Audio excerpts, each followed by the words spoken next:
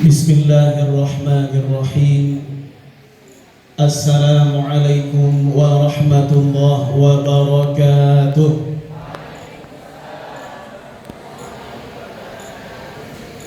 Ini dari jawaban salamnya roman-roman yang lagi puasa Asyura.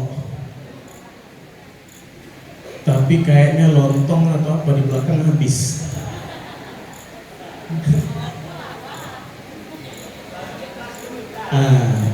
Nanti pas keluar panitia bisa dicek tas-tas ibu-ibu yang gede tapi kopong, gak ada isinya. Takutnya memang dikhususkan untuk itu ya, bungkus-bungkus. Oh, di podium. Alhamdulillah wassalatu wassalamu ala rasulillah wala hawla wala quwata illa billah, amma ba'du.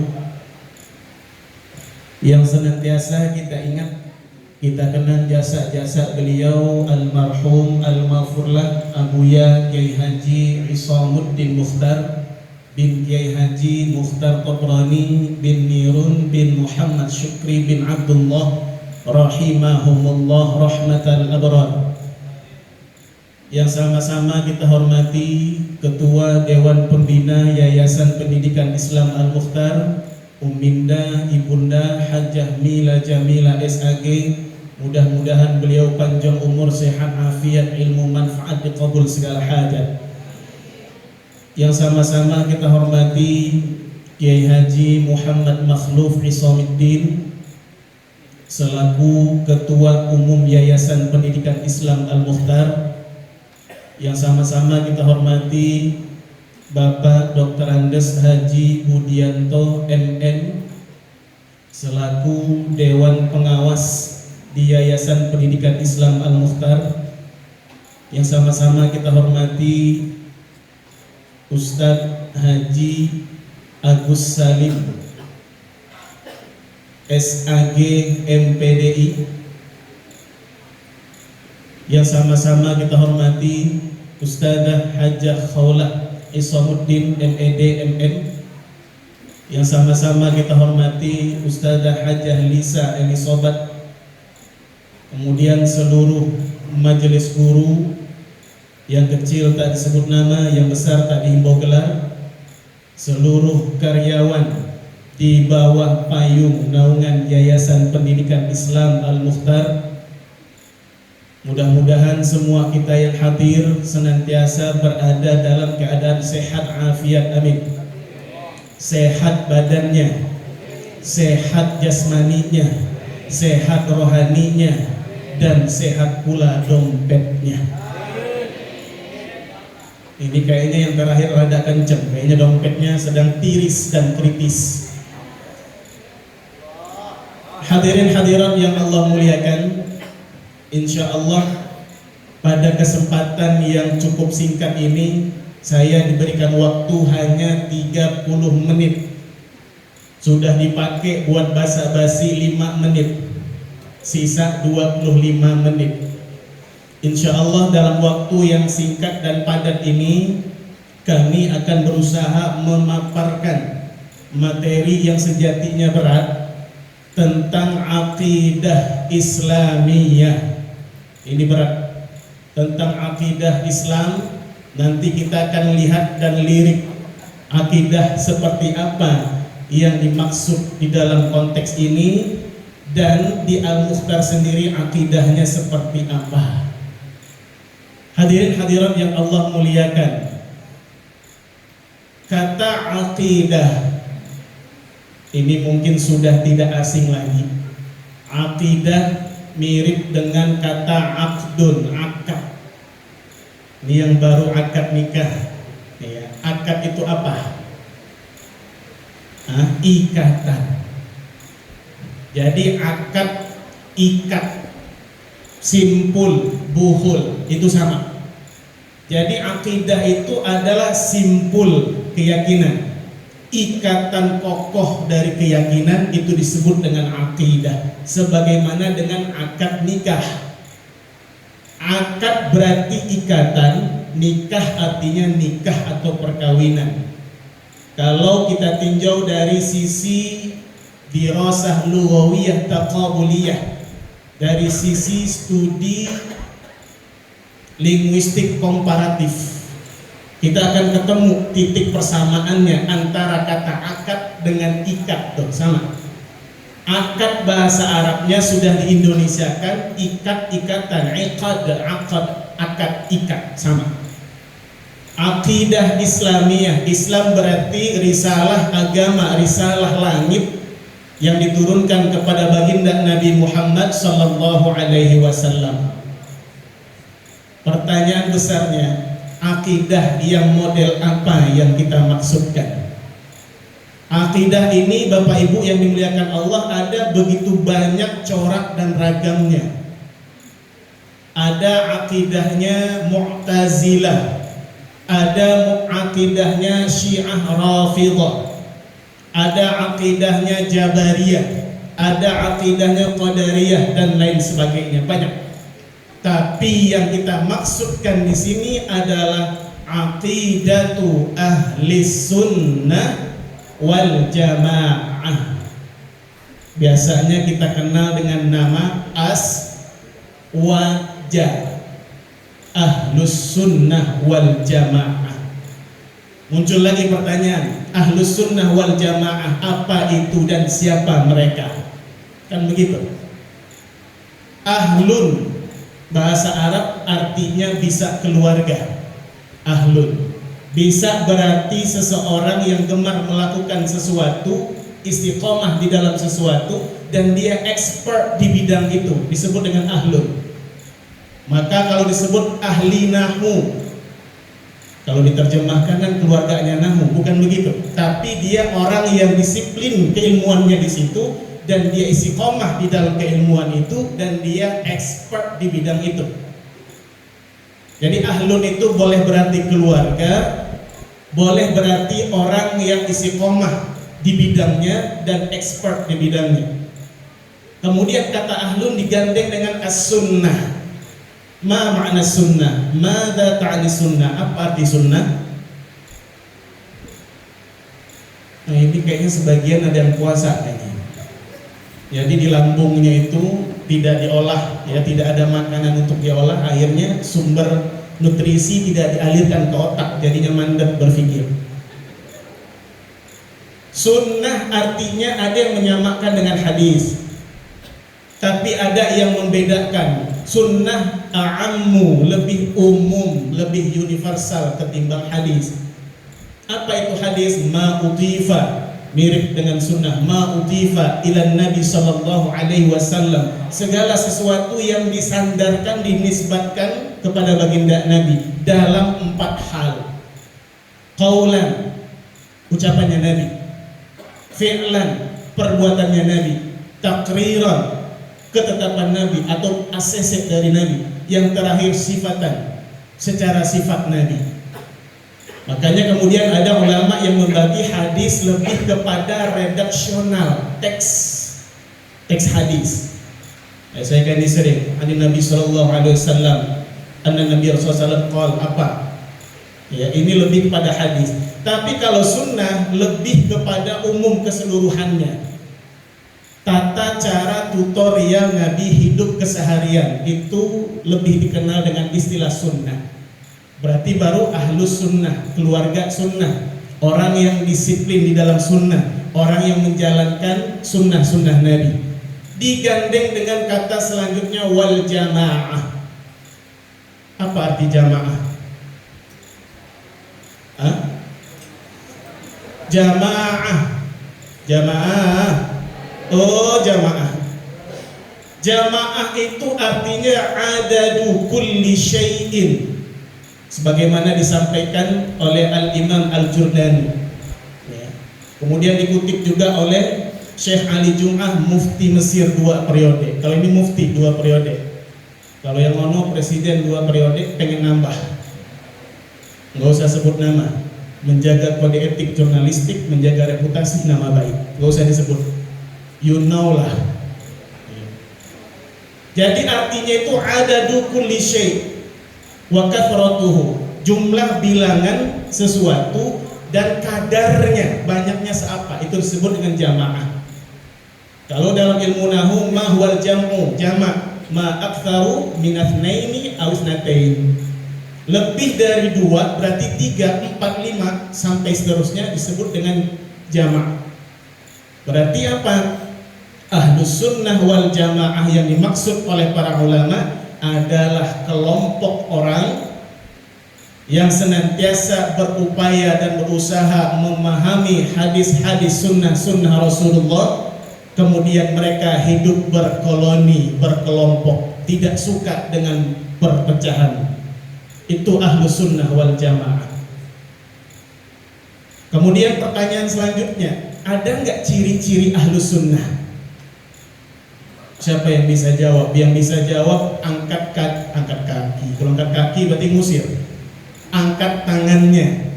Bisa jawab, insya Allah hadiahnya pergi haji jika mampu. Jangan minta bayarin saya. Ada yang bisa jawab? Ciri-ciri ahlus sunnah wal jamaah. Bapak Ibu yang dimuliakan Allah, ini keingat yang tadi, persoalan kasih hadiah pergi haji.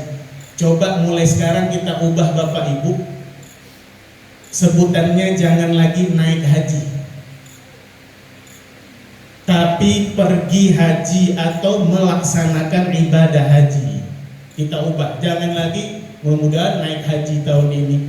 Akhirnya apa? Naik haji, yang naik biaya hajinya, yang naik dari tahun ke tahun. Kita berangkat enggak. Nah, jadi kita ubah, mudah-mudahan tahun ini naik haji Pak Ustadz. Nah iya, tahun ke tahun naik mulu ongkos hajinya.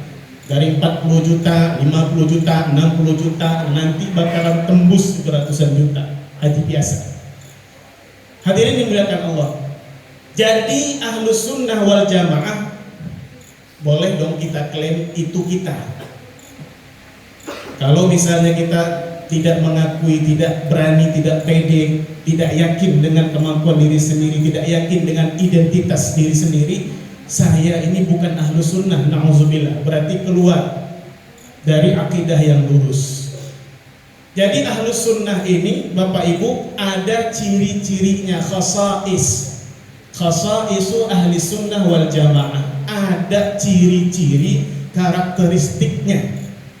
Nanti kalau disebutkan ciri-cirinya silahkan tepuk dada, tanya hati, ini ciri-ciri ini ada nggak pada diri saya? Ini ciri-ciri ini, standarisasi akidah ahlus sunnah ini cocok gak dengan diri saya? Kalau ternyata ciri-cirinya, standarnya ini ahlus sunnah wal jamaah cocok dengan diri saya, kalau cocok bisa datang ke rumah, ini lain lagi. To statue, setelan cuek, kalau memang cocok bisa datang ke rumah. Kalau ini enggak, kalau memang cocok berarti selamat. Mudah-mudahan kitalah yang dimaksud dengan ahlus sunnah wal jamaah ini. Ciri yang pertama, orang yang berakidah ahlus sunnah wal jamaah ini punya sifat dan sikap at-tawassut, wasatiyah. Artinya orangnya ini moderat, tidak ekstrim kiri, tidak pula ekstrim kanan. Orangnya di tengah-tengah. Makanya di dalam Al-Quran kan Allah sampaikan, wa ja'alnakum ummatan wasatan, kami jadikan kalian umatnya Rasulullah ummatan wasata, umat yang tengah-tengah, middle, tengah, enggak condong kiri, enggak ekstrim kanan, tapi tengah-tengah. Berarti kalau enggak ekstrim kiri, enggak ekstrim kanan, berarti es krim. Tahu es krim Bapak Ibu? Es krim itu lembut, es krim itu menyejukkan, menenangkan, melegakan. Itulah es krim. Apalagi kalau sedang puasa Asyura. Ini kalau memang begitu, kalau hari puasa disuruh ngisi nggak jauh-jauh, ujung-ujungnya makan minum, ujian, cabaran saat puasa. Jadi tawassut itu artinya middle, tengah-tengah. Orang ahlus sunnah itu tidak suka seradak seruduk, enggak. Orangnya itu tenang, orangnya itu cinta damai, orangnya itu tidak suka menyalahkan orang lain, tidak suka kemudian menghakimi orang lain. Betapa banyak hari ini orang yang bisa jadi juri untuk orang lain, tapi tidak bisa jadi hakim untuk dirinya sendiri. Nah, ini masalah. Jadi kalau orang ahlu sunnah tawassut, orang-orangnya ini orang-orang yang moderat, dan ini sesuai dengan dawuh pesan moral para ulama-ulama salaf dulu. Khairul umuri awsatuha. Sebaik-baik urusan apapun itu adalah yang middle, yang tengah-tengah. Lebih selamat. Jadi terlalu kanan enggak, terlalu kiri enggak. Di dalam sebuah riwayat yang sahih, ini Bang Dori saya ngelihat langsung ingat. Riwayat yang sahih dalam sebuah lirik lagu yang disampaikan oleh Mbak Fetty Vera, riwayatnya sahih. Terlalu tinggi, terlalu rendah, terlalu gemuk, terlalu kurus, yang sedang-sedang saja. Begitu Bang Dori ya? Itu yang di belakang, ini materi apa ini?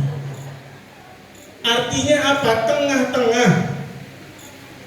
Jangan kita menjadi umatnya Rasulullah yang sedikit beda langsung musuh.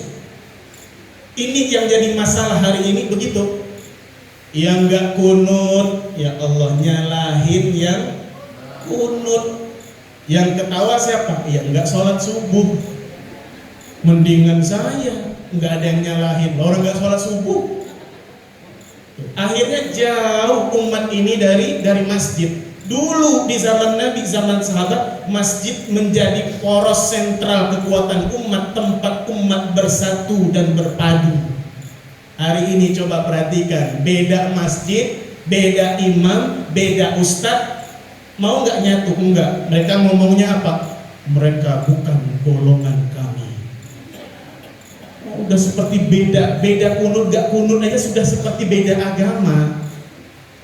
Bahkan anak-anak muda sekarang nih yang belum nikah, coba nanti lihat ini perbedaan ini sudah sangat mengkhawatirkan antara kunutmu dan tidak kunutku. Gimana coba? Ya Allah, sama-sama syahadat kok. Kecuali beda agama baru jadi masalah.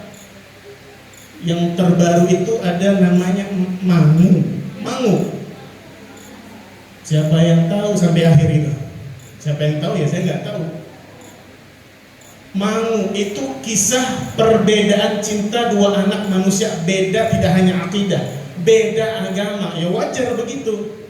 Makanya ada anak muda kemudian yang menulis quotes. Apa katanya? Antara air wudhu dan air baptis berujung dengan air mata. Apa maksudnya?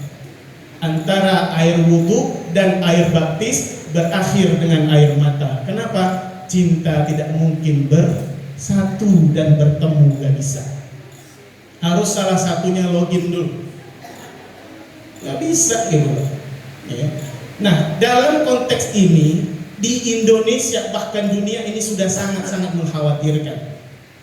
Beda sedikit Sayyidina atau enggak pakai Sayyidina ketika sholawat ribut.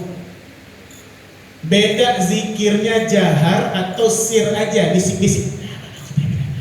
Atau astagfirullahaladzim, astagfirullahaladzim, ribut.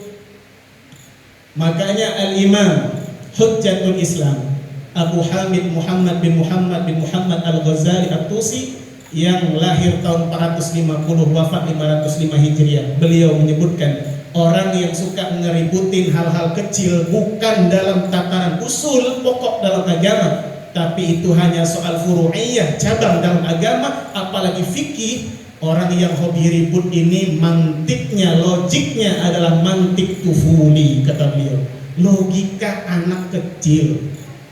Coba anak kecil coba. Nih yang sudah punya anak, orang tua masih hidup, berarti kan itu kakek dan neneknya. Coba bilang dengan anaknya, ini bapaknya ibu. Anaknya akan jawab, oh, enggak, itu kakeknya aku. Siapa yang benar, siapa yang salah? Ya benar dua-duanya, tapi anak kecil nggak mau. Ini loh, ini mamanya ibu. Enggak, itu neneknya aku. Padahal sama saja podo wae tuh. Nah, jadi perbedaan hari ini yang semakin meruncing, kita harus bijak dalam bersikap. Tahu mana yang ahlus sunnah. Pertama, ahlus sunnah at-tawassut, wasatiyah. Artinya menjaga tengah-tengah, menjadi umat penengah, nggak mudah nyesatin orang, nggak mudah nyalahin orang, nggak mudah kafirkan orang. Itulah ahlus sunnah. Oh, dia kunut, saya enggak, ya udah. Beberapa tahun yang lalu saya pergi ke daerah Sumatera Barat. Ada orang Padang di sini. Nah, Bundo ya. Oh, ada Miss Rasmi. Di Sumatera Barat itu Bapak Ibu, mereka secara fikihnya itu mereka kan mayoritas di situ Muhammadiyah. Jadi pas sampai di sana, sholatlah saya di situ di rumah seseorang. Ya. Sholat di situ saya lupa. Kebiasaan di sini itu Bismillahnya jahar, kuat. Kalau di sana enggak, Muhammadiyah enggak. Kebiasaan kalau di sini subuhnya kunut, di sana enggak. Akhirnya saya sholat lah, Pak, saya izin sholat, Pak, ya belum sholat, habis dari perjalanan. Oh ya silakan, sholat. Selesai sholat, pas di meja makan, beliau ngomong gini, Islam itu kan datangnya dari Arab Saudi. Di Arab itu baca Al-Fatihahnya nggak pakai Bismillah. Bayangin coba, saya langsung jeduk gitu. Oh ya, langsung sadar. Artinya apa? Apa saya protes waktu itu? Enggak. Saya menyesuaikan dengan kapasitas beliau. Sebagaimana pesan Sayyidina Umar bin Khattab radhiyallahu anhu, khatibun nasa ala qadri uqulihim. Jadi interaksi dengan orang sesuai dengan kadar logik penalaran mereka. Akhirnya saya pikir nih kalau saya debat nih nggak nemu hasilnya. Udah, oh iya Pak, mohon maaf, saya hilaf, selesai. Padahal kalau mau dibahas dalilnya, ayo gitu. Cuman memang porsinya bukan untuk itu. Makanya menghindari perdebatan yang dapat memperuncing masalah menuju ya entah itu keributan atau kerusakan. Kalau ribut masih mungkin. Orang kan beda pendapat biasa, ribut biasa. Kalau menyebabkan permusuhan baru masalah muncul. Makanya kata Nabi, kalau meninggalkan perdebatan itu, kalau ujungnya permusuhan, akan Allah bangunkan sebuah rumah di surga. Itu. Akhirnya apa? Udah, saya nggak mau debat di situ. Oh ya udah, baru saya ingat lah, ini kan pusatnya Muhammadiyah. Buya Hamka Haji Abdul Malik Karim Abdullah penyusun tafsir Al-Azhar. Oh ya juga. Ya udah, berarti sayangnya yang salah. Kenapa? Salah secara fikih enggak? Fikih amaliyah ibadah enggak salah. Saya salah secara fikih dakwah. Harusnya saya bijaksana, enggak make yang begitu di sono. Sama sebaliknya juga. Kalau kita enggak kunut, kemudian datang ke masjid yang kunut, maka hargai tempat setempat itu. Maka kunutlah, angkat tanganmu. Allahumma hdina fi man hadait. Enggak mau. Begitu maunya.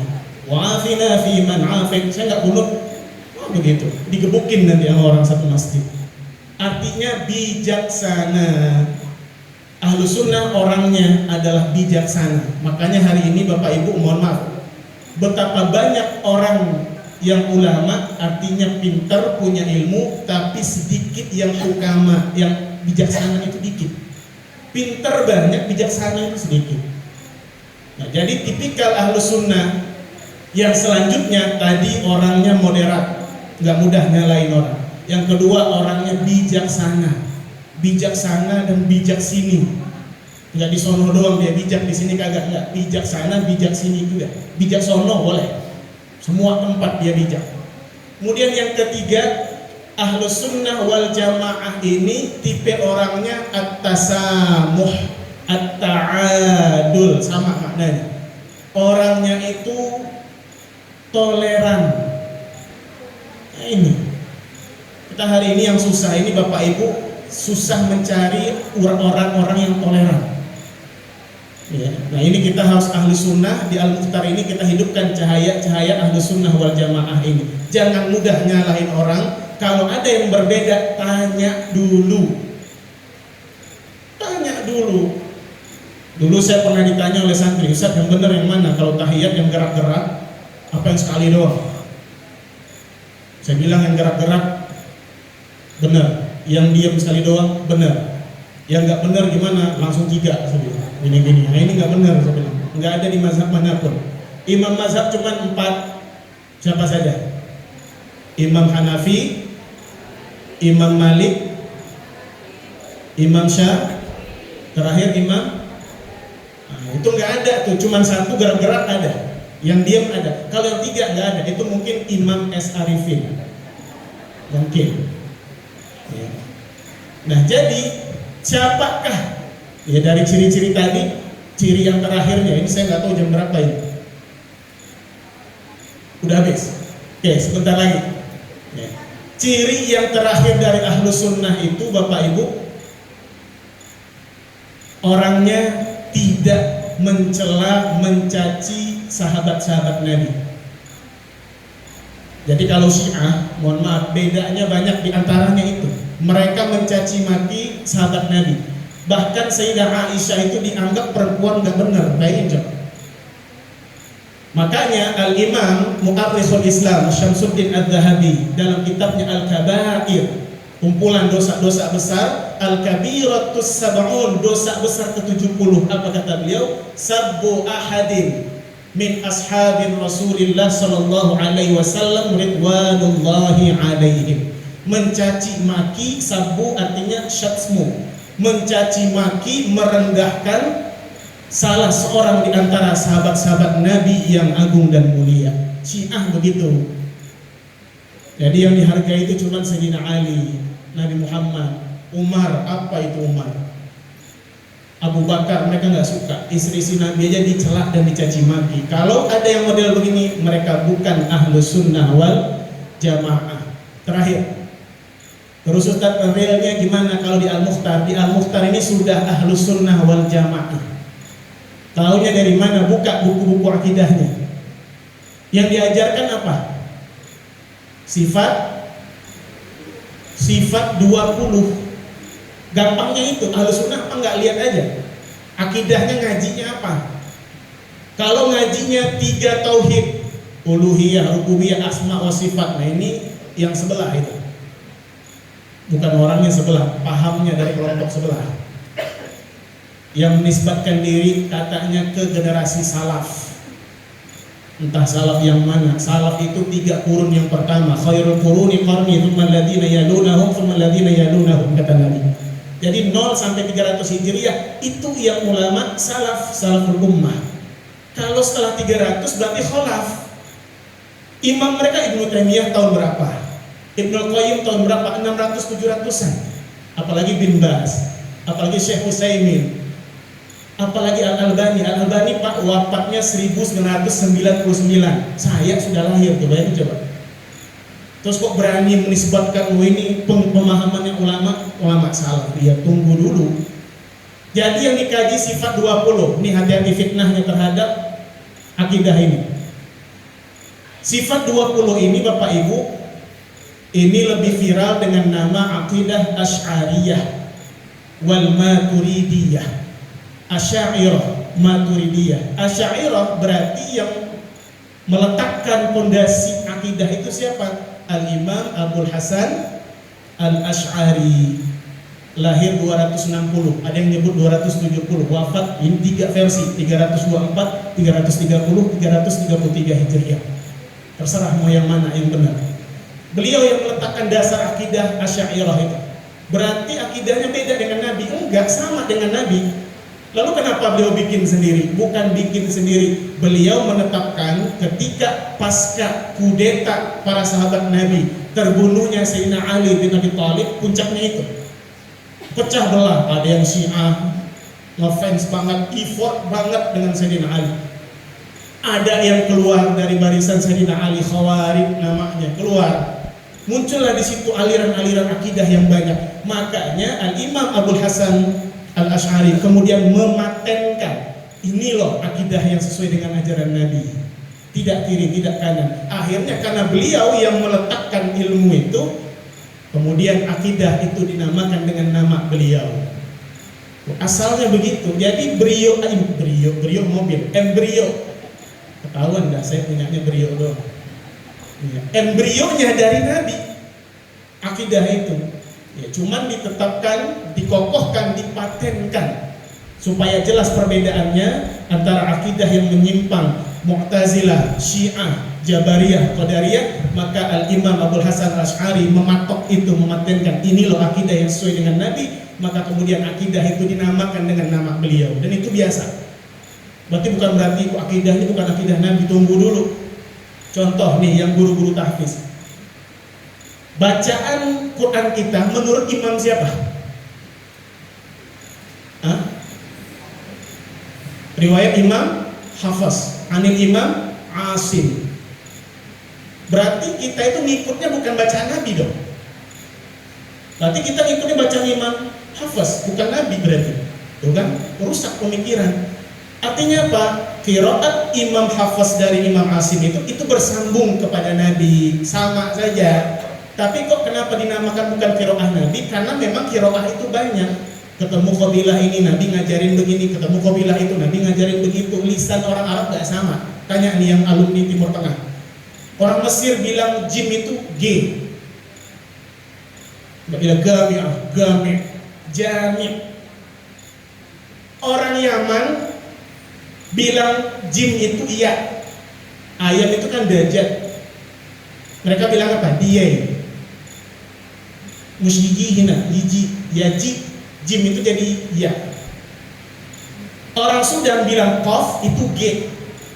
Gal sunu ngomong apa? Ya.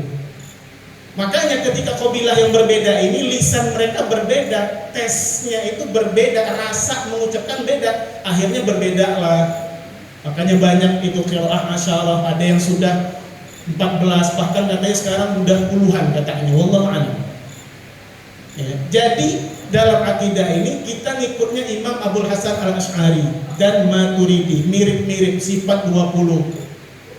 Jadi dulu ceritanya Pak, di zaman Imamul Haramain, Al-Imam Abul Ma'ali Al-Juwaini, beliau itu membagi akidah itu sifat Allah itu cuman 7. Kemudian Maturidiyah membaginya jadi 8. Terakhir nih yang kita anut sekarang, itu dibuat, dipatenkan oleh Al-Imam Muhammad bin Yusuf As-Sanusi. Nama kitabnya Ummul Barahin. Di situ ada sifat 20 itu. Nah, mohon maaf orang-orang, saya sebut aja namanya ya, saya sebut merek aja. Orang-orang Salafi itu, Wahabi itu menuduh Aswaja Ahlus Sunnah Asy'ari ini katanya sesat. Kenapa? Membatasi sifat Allah hanya 20. Karena mereka nggak ngerti nahu, Pak. Padahal dalam kitab Ummul Barahin, coba lihat redaksi dan diksi yang dipakai oleh Al-Imam As-Sanusi. Apa kata beliau? Fa mimma yajibu li maulana azza wa jalla 20 sifatan. Min pakai min. Nyambung ke dalam huruf mim. Min ditambah mim. Ini kalau dalam tafsir An-Nasafi yang dipelajari di kurikulum Al-Azhar, itu namanya udghimatin nun ilal mim. Jadi hilang tuh, nunnya muncul mimnya. Contoh amma yatasaalun, an tambah ma. Ini sama, famin tambah ma, famimma. Min itu maknanya banyak, laha ma'anin katsiratun. Coba aja buka, ada namanya Mulakhas Qawaidul Lughah Arabiyah, ada namanya Syekh Mustafa Al-Hulayani, banyak kitab-kitab An-Nahwul Wafi dan lain sebagainya. Makna min saja itu banyak.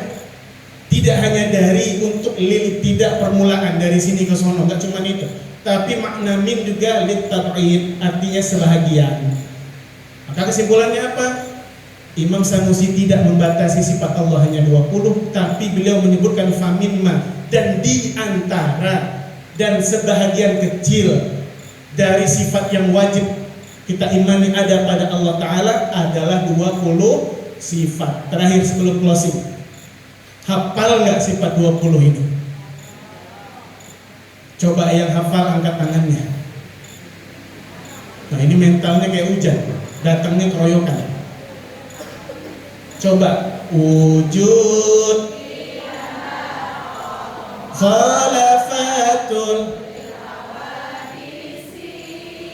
qiyamu binafsi, wahdaniyah, ilmu,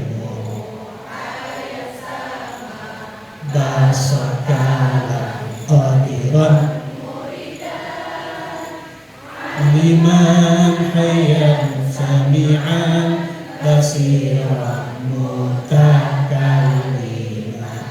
Ini kayaknya yang bisa jawab guru TK dan SD, karena biasanya itu diajari. Jadi intinya adalah akidah Ahlus Sunnah wal Jamaah adalah kita adalah Ahlus Sunnah wal Jamaah. Kata Nabi SAW di dalam hadis yang banyak, riwayat Imam Ibnu Majah, riwayat Imam Al-Hakim dalam kitab Al-Mustadrak, riwayat Imam Tirmizi, riwayat Imam Abu Daud dan lain sebagainya. Pesannya satu, inna ummati, riwayat yang pertama, inna hadhil millah, riwayat yang kedua, inna bani Israel, riwayat yang ketiga, sataftariqu ala 71 firqatan. Umat Bani Israel terpecah menjadi 71 golongan. Wa inna ummati sataftariqu ala, dua riwayat, ada 73, ada 72, 73 umat Rasulullah.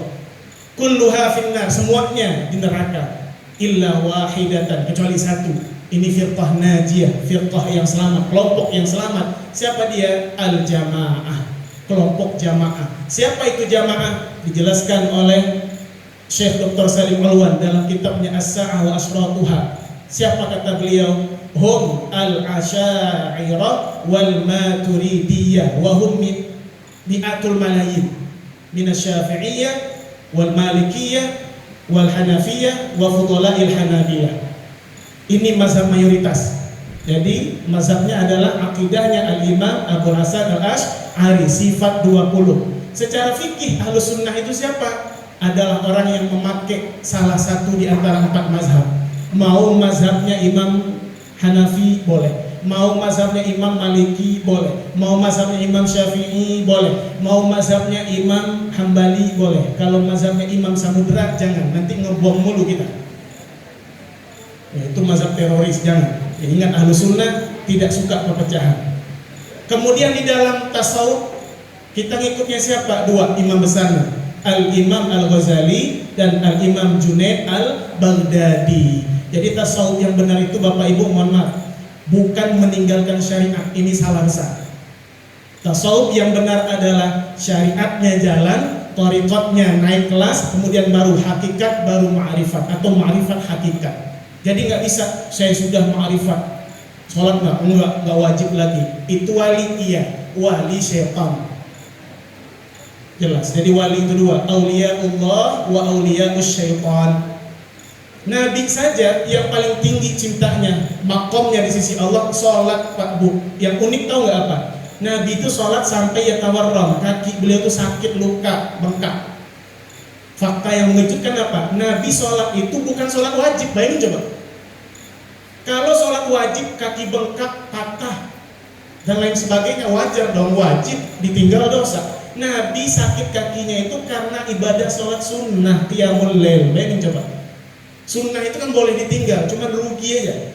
Nabi melakukan sampai kakinya pincang-pincang. Bayangin coba, nauzubillah.